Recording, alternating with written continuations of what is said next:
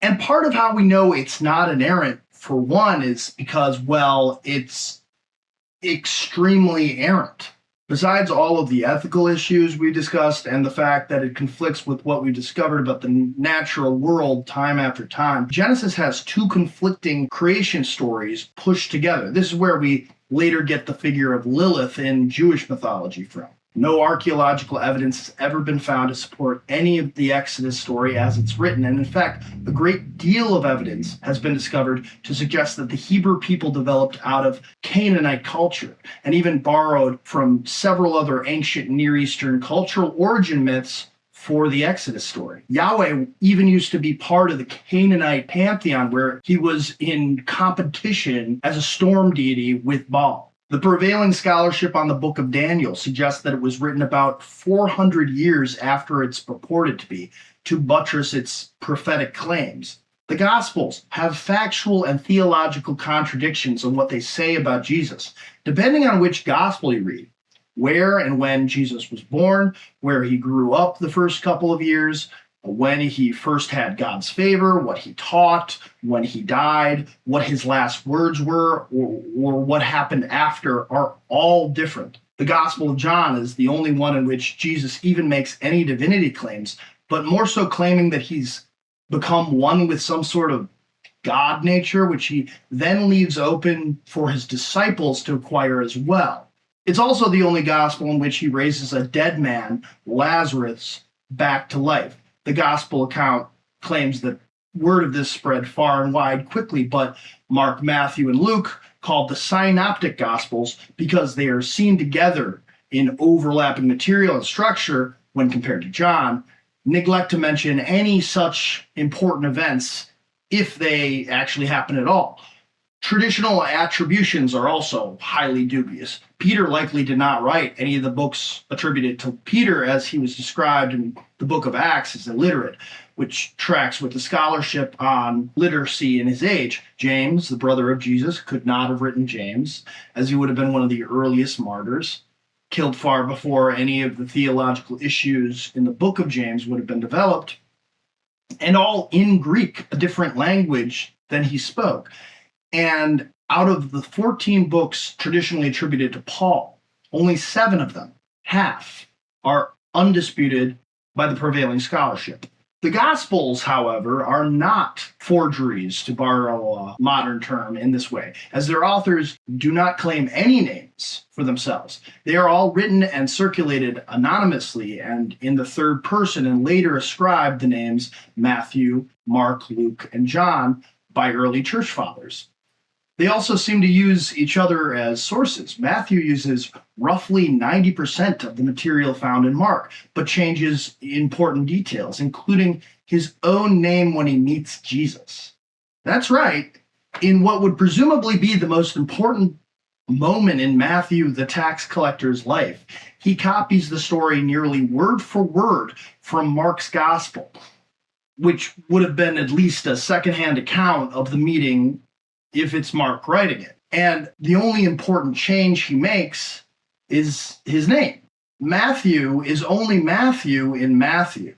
In Mark and Luke, he, the tax collector, is Levi, son of Alphaeus. Even though in all 3, even Matthew, there still is a Matthew, no father listed, as one of the 12 disciples, as well as a James, son of Alphaeus. The Gospel of John actually never provides a list of the 12, despite presumably being one of them. Again, if that's actually the disciple John. And again, all 4 are written in Greek, while the disciples spoke Aramaic.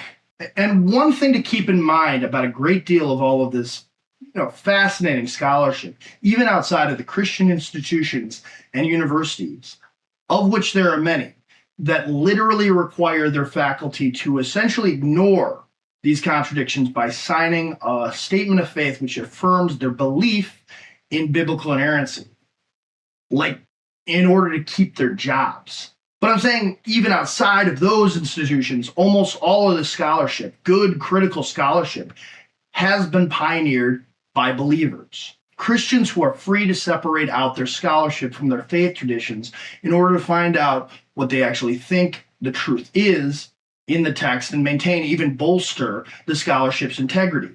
And however they get there, most of the best scholars who fully accept these realities still identify as Christians.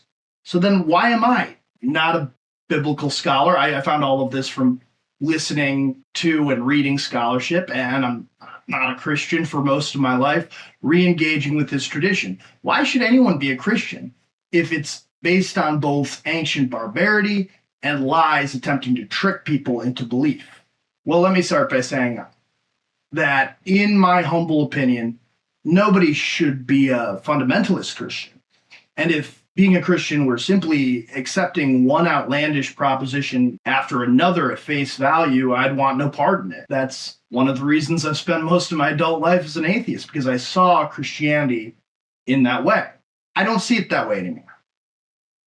I actually see fundamentalist Christians as ignoring what can be called the reality of God's creation and as opposing a God-given freedom.